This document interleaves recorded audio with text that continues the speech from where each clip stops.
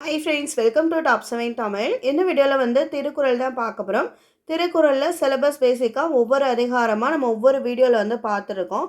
So அதுபடி இன்றைக்கி நம்ம பார்க்க போகிற அதிகாரம் என்ன அப்படின்னு பார்த்தீங்கன்னா 18வது அதிகாரம் நட்பாராய்தல். இதில் இருக்க 10 திருக்குறள் தான் இன்றைக்கி வந்து நம்ம பார்க்க போகிறோம். ஓகேங்களா? ஸோ ப்ரீவியஸாக ஒவ்வொரு அதிகாரமாக தனித்தனியாக 10 திருக்குறளாக பிரித்து பார்த்தாச்சு.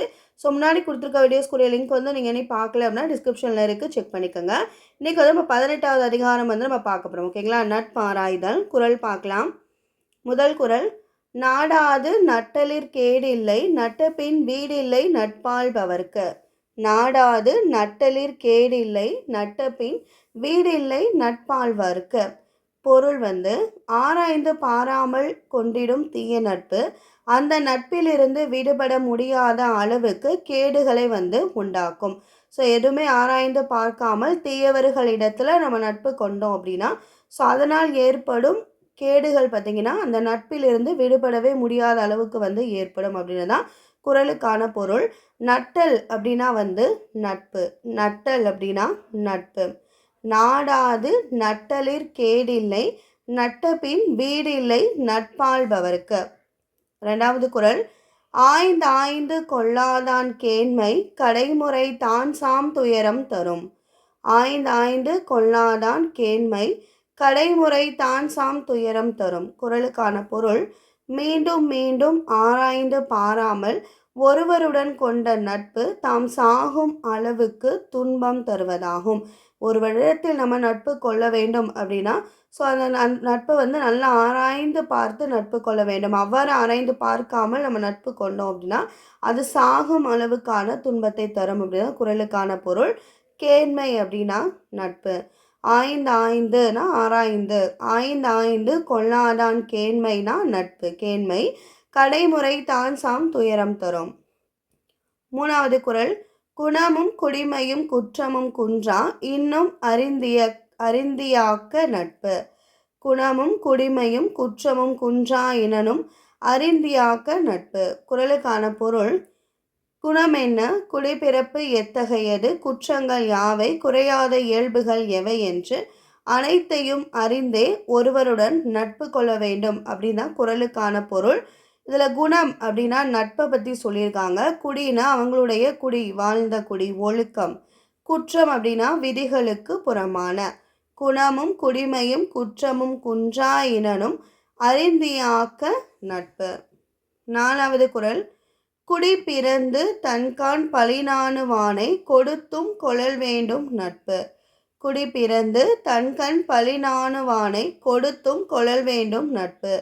குறளுக்கான பொருள், பழி வந்து சேரக்கூடாது என்ற அச்ச உணர்வுடன் நடக்கும் பண்பார்ந்த குடியில் பிறந்தவருடைய நட்பை எந்த வகையிலாவது பெற்றிருப்பது பெரும் சிறப்புக்குரியதாகும்.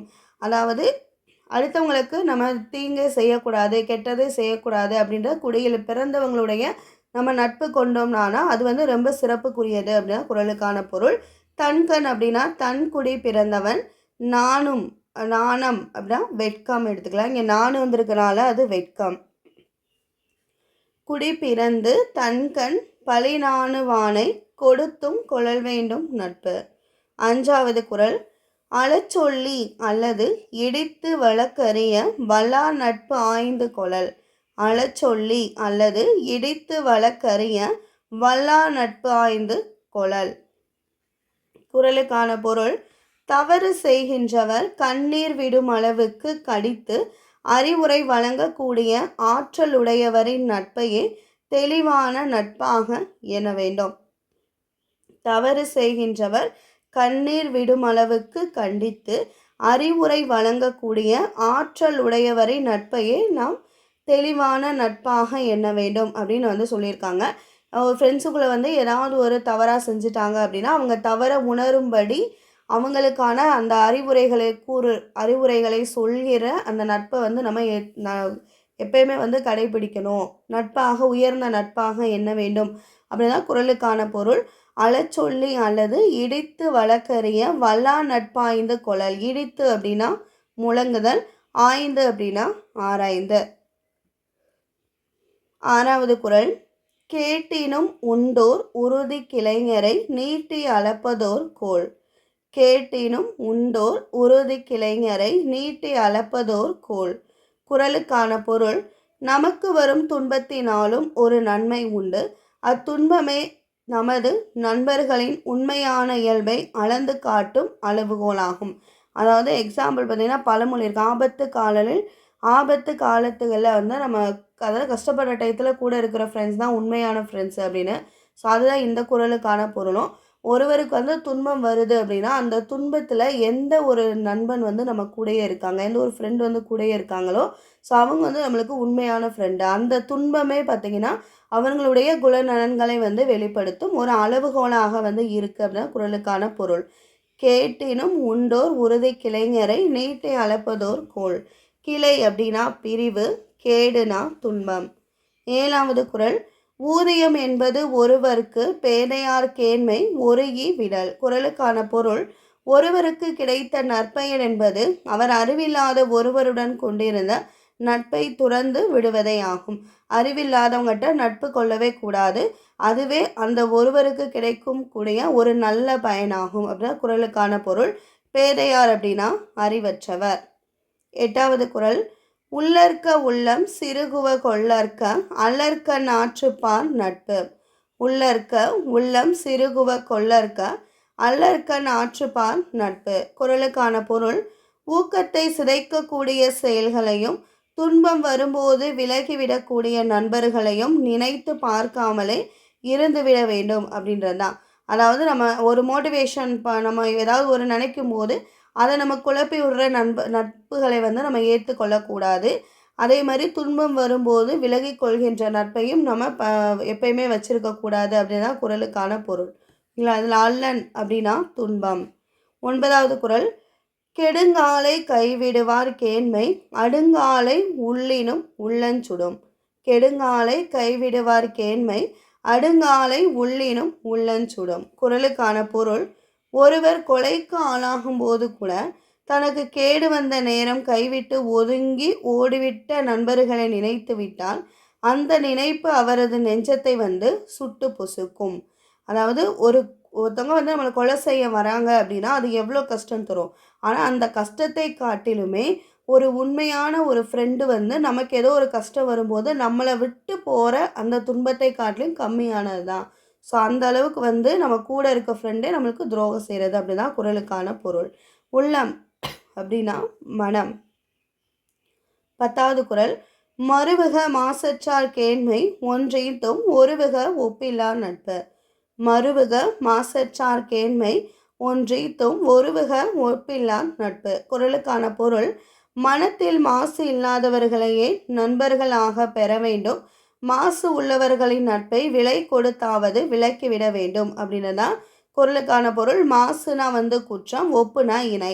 ஸோ மாசு அப்படின்னா குற்றம். ஒருத்தவங்ககிட்ட வந்து மனசில் தப்பே இல்லை அப்படின்னா அவங்களுடைய நட்பை வந்து நம்ம ஏற்றுக்கொள்ளலாம். ஆனால் அவங்க மனசில் தப்பான எண்ணங்கள் வந்து இருக்குது அப்படின்னா அவங்களுடைய நட்பை நம்ம இந்த காசை வச்சுட்டு கூட என்னை விட்டு விலகி போ அப்படின்னு வந்து நம்ம சொல்லிடுறோம். அதான் குறளுக்கான பொருள். மறுபடியும் 10 குறள் வந்து ரீட் பண்ணலாம், பார்க்கலாம் பாருங்கள். முதல் குறள்: நாடாது நட்டலிற் கேடில்லை நட்டபின் வீடில்லை நட்பாள்பவர்க்கு. 2வது குறள்: ஆய்ந்தாய்ந்து கொள்ளாதான் கேண்மை கடைமுறை தான்சாம் துயரம் தரும். 3வது குறள்: குணமும் குடிமையும் குற்றமும் குன்றா இனனும் அறிந்தியாக்க இநட்பு. 4வது குறள்: குடிபிறந்து தன்கண் பழிநாணு வானை கொடுத்தும் கொளல் வேண்டும். 5வது குறள்: அளச்சொல்லி அல்லது இடித்து வழக்கறிய வல்லா நட்பாராய்ந்து கொளல். 6வது குறள்: கேட்டினும் உண்டோர் உறுதி கிளைஞரை நீட்டி அளப்பதோர் கோல். 7வது குறள்: ஊதியம் என்பது ஒருவருக்கு பேதையார் கேண்மை ஒருகி விடல். 8வது குறள்: உள்ளற்க உள்ளம் சிறுகுவ கொள்ளற்க அல்லற்க நாற்றுப்பார் நட்பு. 9வது குறள்: கொடுங்காலை கைவிடுவார் கேண்மை அடுங்காலை உள்ளினும் உள்ளஞ்சுடும். 10வது குறள்: மறுவுக மாசற்றார் கேண்மை ஒன்றீத்தும் ஒருவுக ஒப்பில்லா நட்பு. இந்த வீடியோவில் வந்து நம்ம சிலபஸில் 20 அதிகாரத்தில் 18வது அதிகாரமான நட்பாராய்தல் பற்றி தான் நம்ம பார்த்தோம். ஸோ நட்பாராய்தல்னால் யாரை வந்து நல்ல ஒரு ஃப்ரெண்ட்ஷிப்புன்னு சொல்றாங்க. யார்ட்ட வந்து நல்ல நட்பு நம்ம கொள்ள வேண்டும் அப்படின்றது தான் இந்த 10 திருக்குறள் வந்து நம்மளுக்கு குடுத்துருந்தாங்க. நம்ம படிச்சிருப்போம், பார்த்துருப்பீங்க. ஸோ இதுக்கு முன்னாடி நம்ம 17 அதிகாரம் வந்து கம்ப்ளீட் பண்ணியாச்சு சிலபஸ் பேசிக்கா. ஸோ பிளேலிஸ்ட்ல வந்து தனித்தனியா ஒவ்வொரு அதிகாரம் 10 குறள வந்து குடுக்குறோம்.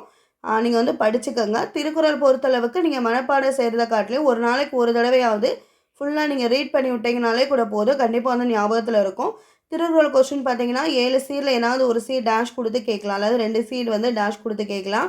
அதே மாரி பார்த்தீங்கன்னா, அதனுடைய அணி கேட்கலாம். சொல்லும் பொருளும் கேட்கலாம். திருக்குறள் இப்படி தான் வந்து கொஸ்டின்ஸ் வந்து கேட்பாங்க. ஸோ ரொம்ப முக்கியம். குறள் வந்து ரொம்ப முக்கியம். குறள் வந்து சேர்த்து படிச்சுக்கோங்க. டைம் இருக்கப்ப வந்து டெய்லி வந்து ரீட் பண்ணுங்க. ஓகேங்களா? ஸோ அடுத்து பார்த்தீங்கன்னா, நம்ம திருக்குறள் வீடியோல புறங்கூறாமை பத்தி நம்ம பார்க்கலாம். இந்த வீடியோ வாட்ச் பண்ணதுக்கு தேங்க் யூ.